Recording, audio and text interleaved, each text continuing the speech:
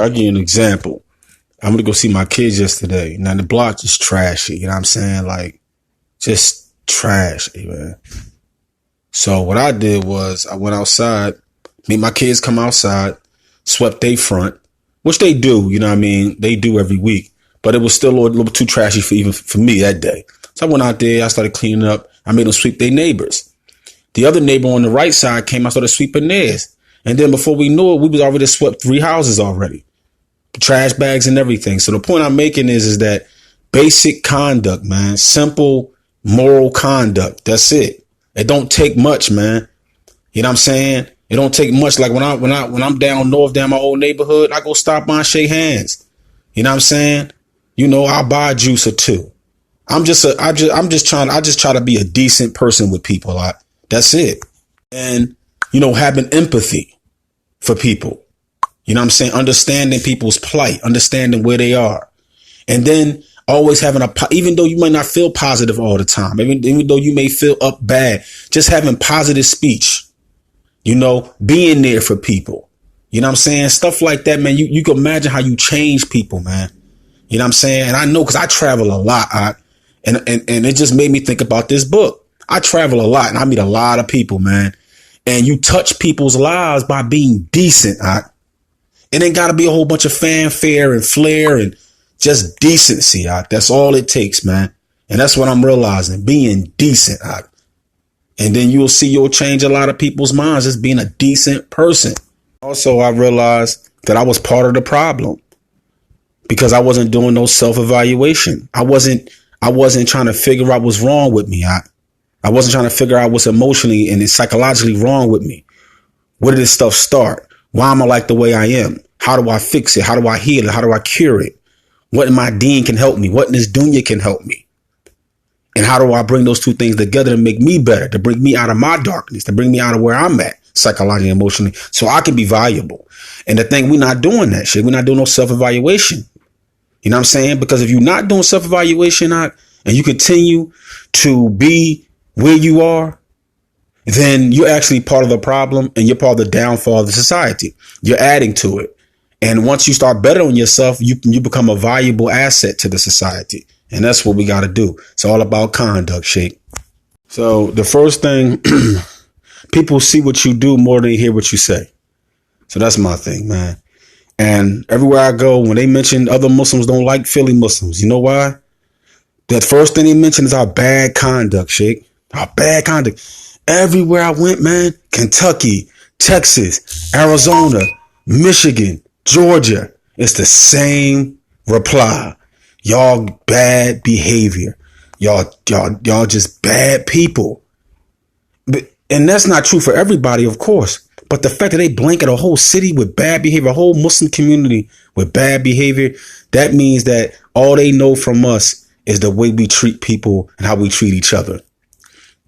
You know what I'm saying? I mean, it's just bad conduct, and bad conduct gets in the way of dawah, man.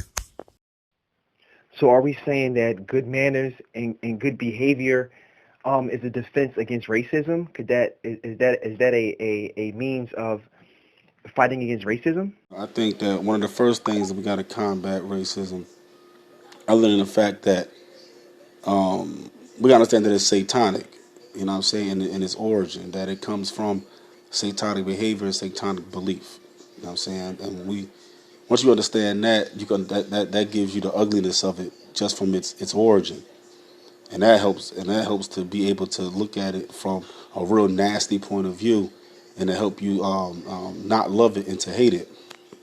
Assalamu alaikum wa rahmatullahi wa barakatuh. Kayfa halaka ya Abuesa.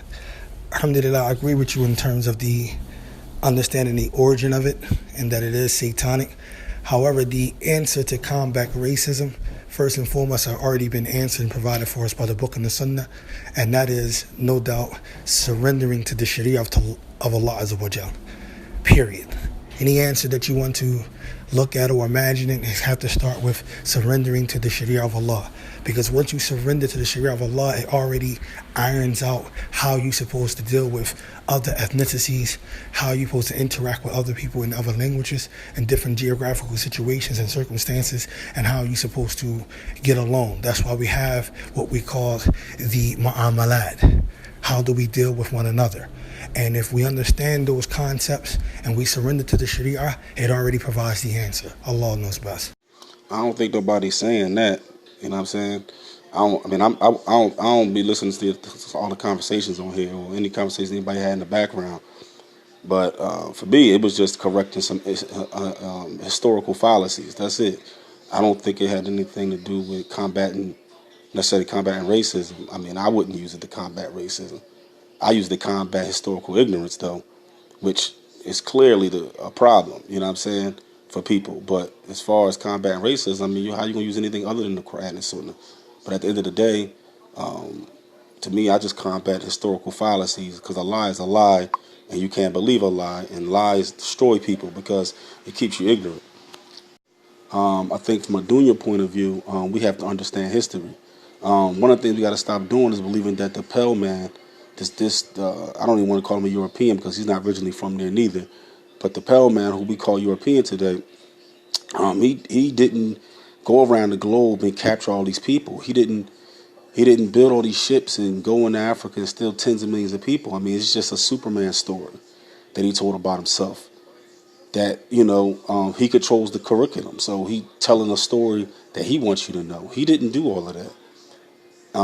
What really happened is people that look like us, the black nobility of Europe, the Moors of North Africa, they came to America and set up these 13 colonies and invaded the Americas and fought the indigenous people here who look like them.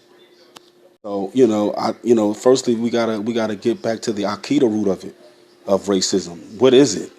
And where did it start? It's because it's a belief system. You know what I'm saying? And it was started by Iblis himself. And it's satanic in its very nature. And once we get there, we can understand how to handle it. Its origins and stuff like that. And again, I just like to reiterate, we got to stop believing that the Pale Man did all of this Superman stuff. He didn't. Okay, he overthrew the melanated nobility of Europe, the Moors and stuff like that. He took control late in the game in the 1700s, and he stepped into a system that was already set up, and that's what he did. But he didn't do all of this going around the world capturing people and doing all that stuff. He just came into a situation that was already ongoing.